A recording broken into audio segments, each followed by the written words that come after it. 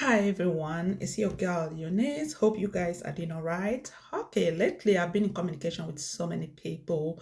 People are trying to get into cybersecurity transition, but their question is some of them already have a preconceived mindset by saying that you need to be a tech savvy person to start a career in cybersecurity. And some even say that the fee is saturated. And that's why I'm like, okay, most of you all we just follow the crowd, but what have you done as a person individually? Have you conducted any form of research?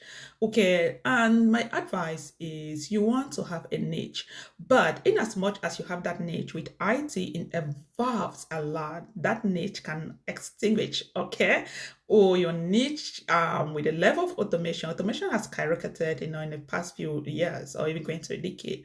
Right. AI is another thing that's taken over. So you might have a niche that these new technologies or strategies or methods, yeah, or techniques can limit or reduce your roles. And that's why you always want to be on top of your game. And IT involves a lot. Okay, I'm saying so because I have a technical background. For some of you that know me, I actually started as an Oracle DB. I was really good in that section in cyber and IT.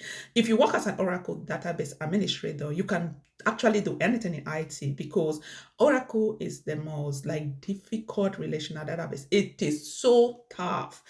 SQL Server is nothing. Okay, so imagine working as an Oracle DBA for years, like doing performance tuning, capturing SQL, tuning with developers, upgrading, patching database. Like it was just a whole lot, and I love it, right? But you might feel like with this niche I had, I love it. Why did I transition? And it didn't end. It did not end there. As a matter of fact, I also did AWS, and I've told you all, AWS networking was my favorite. I was in a class. Actually, I took that class in India. I was a only girl, actually an African girl. We literally with men, and I find myself teaching them networking in AWS. VPC peering was my favorite. I love it. Okay, I even took DevOps, though I didn't really have the time to work as a DevOps engineer, but took DevOps section. I actually have a complete master. I took a complete master training on DevOps and AWS. Okay, so with everything that I have, that's if you ask me, that's my niche. I'm a technical person. I really love doing that. And in conjunction to that, even when I did my master's, initially I know that okay, I was gonna become a digital forensic analyst because the one course I took that has to do with digital forensic, that was my favorite. I understood that course so well. I love it. Be able to perform like a swap page, somebody computer, be able I asked my professor in one of our class session, a live section actually on Zoom. I was like, so I'd love to become a digital forensic. And the beautiful thing that my professor was from Africa, I think from Togo, if I'm not mistaken. So he was one of my favorite professors. So I was like, okay, I want to become a digital forensic analyst. Like, what do I do? And I want to do it. I don't want to go to court. I would like to do the investigating part. I would like to get evidence, but I don't want to go to court. So it's like, in as much as you're going to have lawyers, there are certain instances that you have to present your evidence also, because you can't do the procedure without you even trying to back up your evidence. That's the only thing that discouraged me of pursuing a career as a digital forensic. I'm not going to lie. Then along that, as I said, I've took training elsewhere. Even when I moved to cybersecurity, I work in different sector, from like monitoring the network, working with Splunk, working with other, technologies like endpoint detection response tool and so many others. But I finally transitioned to GRC.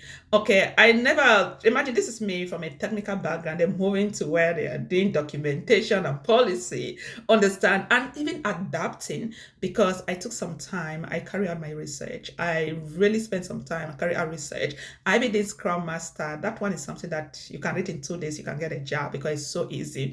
So moving into GLC, I just realized this is a fee. This is my last bus stop, and I mean it because I'm not going anywhere. Like the fee, first and foremost, is just straightforward. If you take some time to analyze and put everything together, why do they have different regulatory frameworks? Why is it that these regulations actually put a lot of fines for company if they fail to adhere to certain regulations? And then just even understanding security policies, the importance of policies, right? Understand that without policies, organization cannot even function. Being able to put everything together and realizing the risk aspect, understanding as a GLC analyst, you guys are like the heart of your organization. And that's why you see roles like most GRC role, they can never outsource it. You cannot, because we are seeing the actual risks within that organization, right? Online software, of course, they can outsource it. You guys don't really see the actual risks. So these are some of the things that I just feel like, in as much as people are saying whatever thing they're saying, yes, you have area in IT and different IT branches in cybersecurity and different IT that AI will affect, that automation will affect. But you also have other areas that these technologies actually increases more job. GRC, it increases a lot of job for us, because with these new technologies, first we have to create new policies, we have to be in adherence with different regulatory authorities, we have to keep doing user awareness training. There are just so many of them, and policy is something that you keep doing over and over. The things that I just feel like, let me put it out there: carry out research, do your own personal research. Yes, stop following the crowd. I'm somebody that I didn't really have, I'll say, when I started, I didn't really have a mentor, but I'm just somebody that love to like search for information.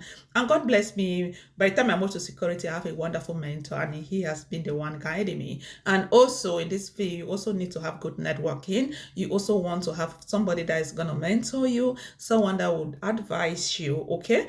So someone that if you have something you are doing, like, oh, you're not so sure, you can reach out to them and they'll be there for you, right? So I want to tell you, GLC is one of those fields that it's a field that you want to be in, okay? Because I'll tell you what, it's literally the future in IT. I don't know what you all are telling me.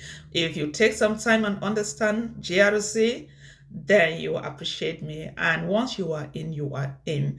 There are so many roles, different titles, third-party vendor risk analyst, information security specialist, risk and compliance analyst, just to name a few, okay? So do yourself some research and make that decision for yourself.